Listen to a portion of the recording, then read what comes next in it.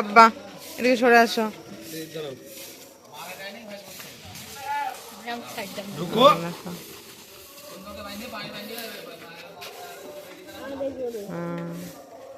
এখন গোসল করাবে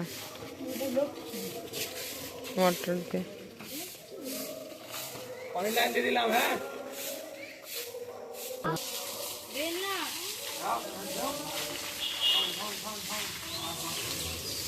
নাও তুমি ধোয়াও, গরু ঠান্ডা লাগছে গো।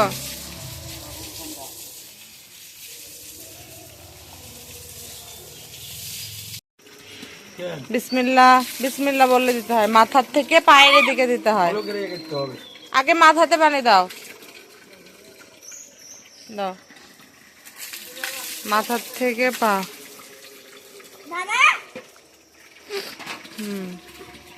সজল ভাইয়া সুন্দর করে হ্যাঁ এ করে দিই। সকালে অনেক ঠান্ডা পানি তো।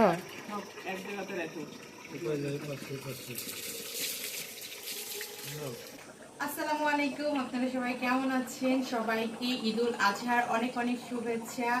আর আজকে সারাদিন কি করেছি না করেছি সবকিছু থাকছে আজকের ভিডিও, তো শুরু থেকে দেখতে থাকুন। আর আমার যদি ভিডিওগুলো ভালো লাগে তাহলে অবশ্যই আমার চ্যানেলটি সাবস্ক্রাইব করবেন। আমার চ্যানেলের নাম হচ্ছে এমএসটি মরিয়ম খাতুন। আমার ফেসবুক পেজও কিন্তু এমএসটি মরিয়ম খাতুন দিয়ে খোলা আছে, আপনারা চাইলে যেখানে থেকে ইচ্ছুক সেখানে থেকে দেখতে পারবেন। তবে যদি আপনারা চ্যানেল থেকে দেখেন তাহলে অনেক কিছু দেখতে পারবেন, এ টু জেড। তো দুটো চ্যানেলই আপনারা চাইলে দেখতে পারেন, দুটো চ্যানেলে দুই রকম আপনারা দেখতে পাবেন। এসছে রিকশাওয়ালা, সবাই মিলে নামাজ পড়তে যাচ্ছে।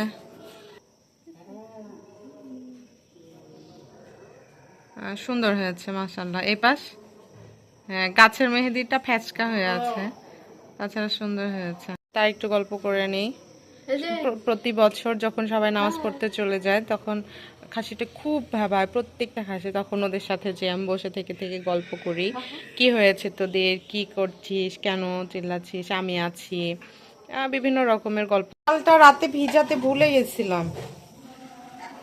এই যে এখন হচ্ছে যে ইন্ডাকশনে দিয়ে একটু গরম করে, হ্যাঁ ধুয়ে দিলাম, দিয়ে এখন যে ইন্ডাকশনে দিয়ে দিচ্ছি। একটু গরম হয়ে গেলে বন্ধ করে ঢাকনা দিয়ে ঢেকে রেখে দিই। ডিম পোচ,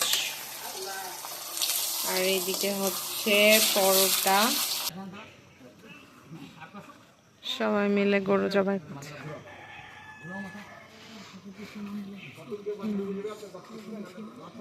এবার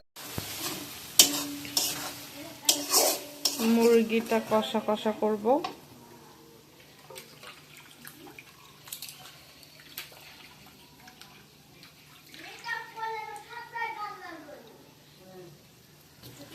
বিসমিল্লাহ।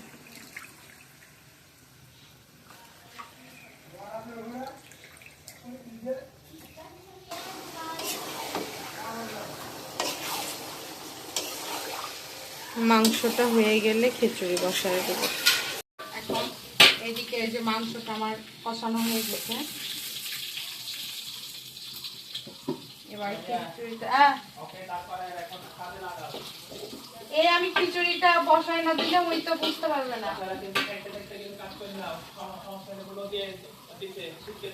এই যে আমি খিচুড়িটা বসাই দিই, খিচুড়ি হতে অনেক সময় লাগে। বেল পেয়েছো? এই যে বেল অনেকগুলোই জমা হলো, 3-4টা। খাসির মাংস হয়ে গেছে, খাসির মাংস চলেও এসেছে। এগুলো হচ্ছে চর্বি আর কি যেন হাড্ডি আছে মনে হয়, আর এগুলো হচ্ছে মাংস। এটা হচ্ছে মগজ। আর জিবাটা আমি বলেছি পুরোটাই রাখতে, যেন না ছাড়াই, কারণ জিবা ছাড়ালে কষ্ট হয় পরিষ্কার করতে। আর এটা হচ্ছে খিচুড়িও হয়ে গেছে, কতটা সুন্দর হয়েছে দেখুন। এখন সবাইকে খেতে দেব খিচুড়ি। বিসমিল্লাহির রহমানির রহিম। কসাইদের গরু খাসি দুইটাই হয়ে গেছে।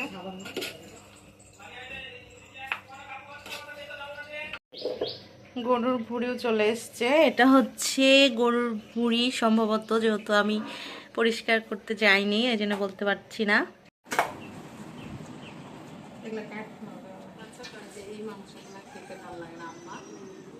এতটা আনন্দের মাঝেও হঠাৎ করে মন খারাপ হয়ে গেল, কারণ সোহানা মুরগির ঘরে এসে দেখছে মুরগিটা মারা গেছে। কিন্তু হয়তো আপনার ভাইয়া বুঝতে পারেনি নাকি, কারণ ঈদের দিন তো অনেক বেশি ব্যস্ত থাকে। হঠাৎ করে এসে দেখছি যে মারা গেছে। এখন অসুস্থ হয়েছিল নাকি জানি না, কারণ অসুস্থ হলে তো সবসময় আমাকেই বলে ওষুধ খাওয়ানোর জন্য। যাই হোক, খুবই খারাপ লাগছে। তবে আল্লাহ যেন কোনো বালা মুসিবত দিয়ে থাকতো, তাহলে আল্লাহ যেন এর উপর দিয়ে কাটায় দেয়। কিন্তু তারপরেও খারাপ লাগছে। হয়তো বা এরও কুরবানি ভাগ্যে লেখা ছিল, এই জন্য কুরবানির দিনে হয়তো বা চলে গেল, এই আর কি। চলো তোমার আঙ্কেলকে বলি, তোমার আঙ্কেল তো জানেই না। একবারে ধুয়ে দাও।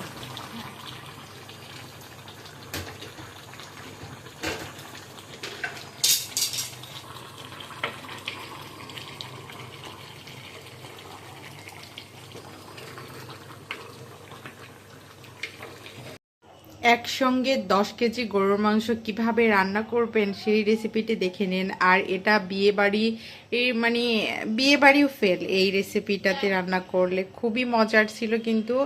আর একবার চেহারাটা দেখুন গরুর মাংসটা, ওফ কি যে লোভনীয় হয়েছে।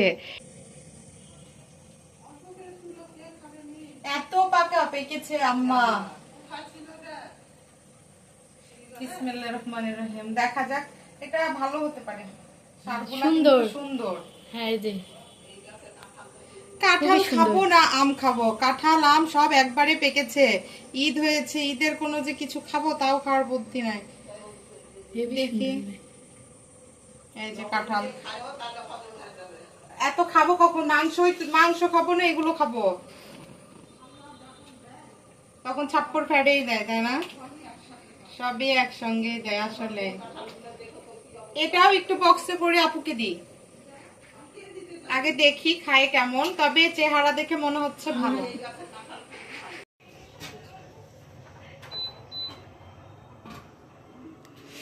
আমার শাশুড়িকে টেস্ট করার জন্য দিয়েছি, যদিও বাম্মা এতগুলো খাবে না। এটা হচ্ছে খাসি আর এইটা হচ্ছে গরু। সত্যি মাশাআল্লাহ অনেক সুন্দর হয়েছে। ভাতের সাথে খালি কোরবানির মাংস কিন্তু খালি বেশি খাওয়া হয় ভাতের সাথে চাইতে। দাঁতের মধ্যে ঢুকে যাচ্ছে।